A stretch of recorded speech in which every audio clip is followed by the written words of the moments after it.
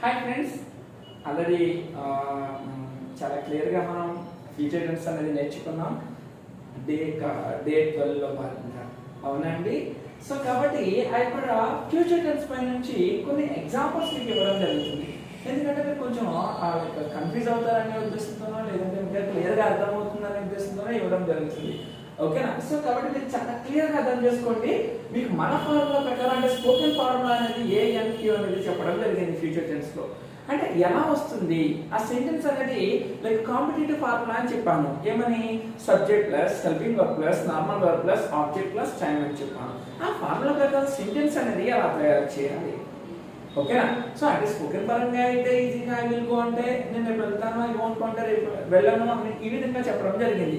మరి ఈ యొక్క కాంపిటేటివ్ ఫార్ములా బేస్ చేసుకుని మనం సెంటెన్స్ అనేది ఎలా తయారు చేయాలో ఈ యొక్క డేట్ వల్ల మనం చాలా క్లియర్గా చూడడం జరుగుతుంది. ఓకేనా ఫ్రెండ్స్? సో ఏం కన్ఫ్యూజ్ కాకండి, చాలా క్లియర్గా అర్థమవుతుందని నేను ఆశిస్తున్నాను. ఓకేనా? సో ఒకసారి చూడండి, ఫస్ట్ కొన్ని ఎగ్జాంపుల్స్ ఇచ్చాను చూడండి. ఎగ్జాంపుల్ చూడండి. నేను భవిష్యత్తులో ఇంగ్లీష్ మాట్లాడతాను. నేను భవిష్యత్తులో ఇంగ్లీష్ మాట్లాడతాను. భవిష్యత్తు మన ఫ్యూచర్, చాలా క్లియర్గా అర్థమైంది. అవునా కదా? సో ఇంగ్లీష్ లో ఫ్యూచర్ అంటే భవిష్యత్తు అని అర్థము, భవిష్యత్తు అంటే ఫ్యూచర్ అని అర్థము. ఓకేనా? సో ఈ విధంగా గుర్తు రావాలి. మన ఫ్యూచర్ టెన్స్ అనగానే గుర్తు రావాల్సిన హెల్పింగ్ వర్బ్ ఏంటంటే విల్. దాని పక్కన రావాల్సిన మెయిన్ వర్బ్ ఏంటంటే వెర్బ్ 1. అది మీకు బేసిక్ క్లాసెస్ నుంచి నేను చాలా క్లియర్ గా చెప్తున్నాను. సరే ఒకసారి చూడండి. నేను భవిష్యత్తులో ఇంగ్లీష్ మాట్లాడతాను అంటే చూడండి, ఇంగ్లీష్ టెన్స్ వచ్చేసి అలాగే సెంటెన్స్ వచ్చేసి I will talk English in future. యాక్చువల్గా నేను భవిష్యత్తులో ఇంగ్లీష్ మాట్లాడతాను. మరి ఇక్కడ రాయొచ్చంటారా టాక్ అని? నేను ఎందుకు ఇచ్చాను, రాయొచ్చంటారా? చూడండి, నేను భవిష్యత్తులో ఇంగ్లీష్ మాట్లాడతాను. I will talk English in the future. మరి టాక్ ప్లేస్ లో స్పీక్ అని ఎందుకు రాకూడదు? రావచ్చు కదా, అది కరెక్ట్ అయి ఉండొచ్చు. స్పీక్ అన్నా మాట్లాడుటే, టాక్ అన్నా కూడా మాట్లాడుటే. మరి నేను I will talk English in future అని నాకు కరెక్ట్ అంటారా? 100% రాంగ్. సరే, ఎందుకు రాంగ్ అంటే ఒక్కసారి చూడండి అన్న, నేను చాలా క్లియర్ గా చెప్తాను. ఇక్కడ ఏం వాడాలి? స్పీక్.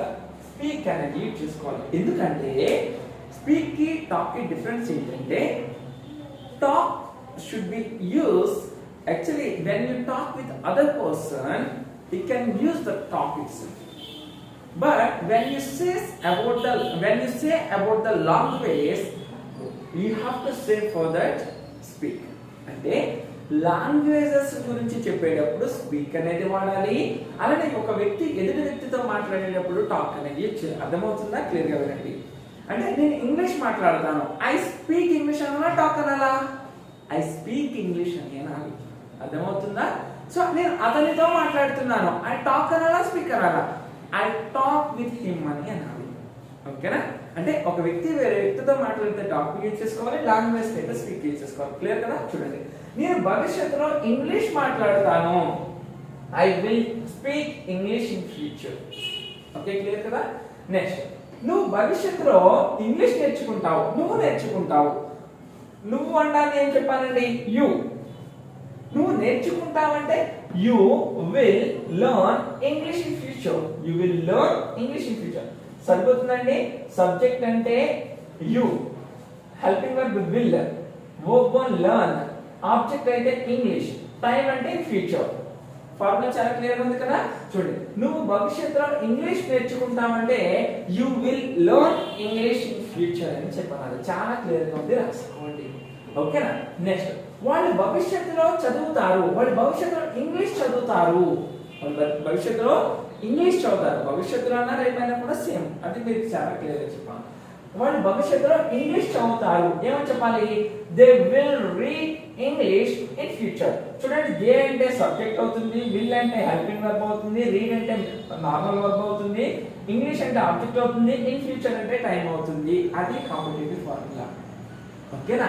సో వాళ్ళు భవిష్యత్తులో ఇంగ్లీష్ చదువుతారంటే they will read English in future అని అన్నారు. ఓకేనా? చూడండి, మనం భవిష్యత్తులో ఇంగ్లీష్ రాస్తాము. మనము భవిష్యత్తులో ఇంగ్లీష్ రాస్తాము. మనము అంటే ఏమంటారు? వి అంటారు. భవిష్యత్తులో విల్ వి విల్ రాస్తాము, రాయడాన్ని ఏమంటారు రైట్. వి విల్ రైట్ ఏం రాస్తాము English, we will write English in future.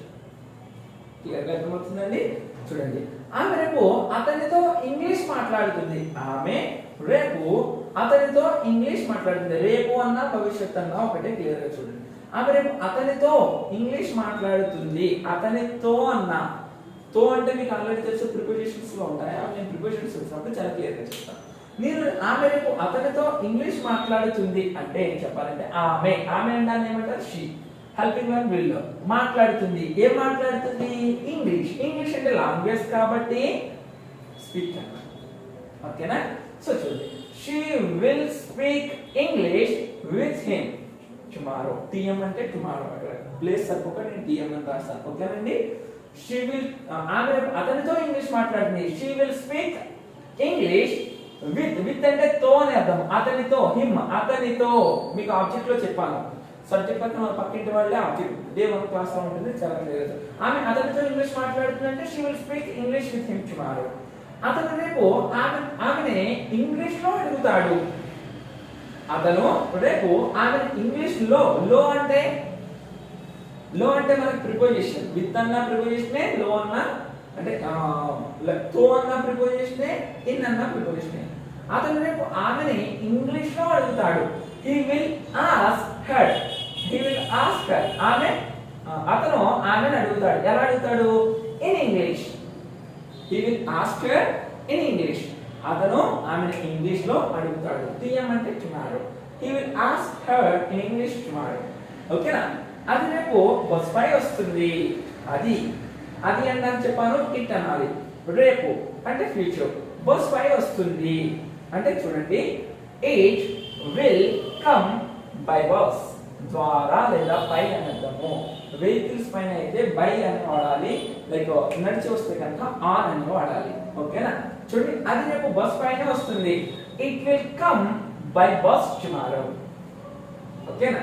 So Ram రేపు బుక్ కొంటాడు, రాము రేపు బుక్ కొంటాడు. చూడండి Ram will buy book tomorrow. చూడండి రామ్ అంటే సబ్జెక్ట్, విల్ అంటే హెల్పింగ్ వర్బ్, బై అంటే మెయిన్ వర్బ్, బుక్ అంటే ఆబ్జెక్ట్, టిఎం అంటే టైం.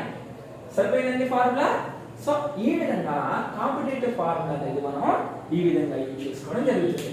అంటే నేను అన్ని కూడా ఈ రోజు ఫ్యూచర్ టెన్స్ ఏం చెప్పానండి, ఎఫర్మేటివ్ మోడల్ చెప్పాను. అంటే నేను రేపు నేను భవిష్యత్తులో మాట్లాడతాను, I will talk, I will speak English. మరి నేను మాట్లాడాను అంటే అదంతా కూడా నెగిటివ్ లో వస్తుంది, అవునా కదా. నేను రేపు అడగను అంటే ఐ వోంట్ ఆస్క్, అదంతా కూడా నెగిటివ్ లో చెప్పాను. ఈ రోజు మనకి చాలా క్లియర్ గా రాసుకోండి. అలా మెల్లమెల్లగా మీకు డే బై డేగా నేను చాలా క్లియర్ గా ఎక్స్ప్లెయిన్ చేయడం జరుగుతుంది.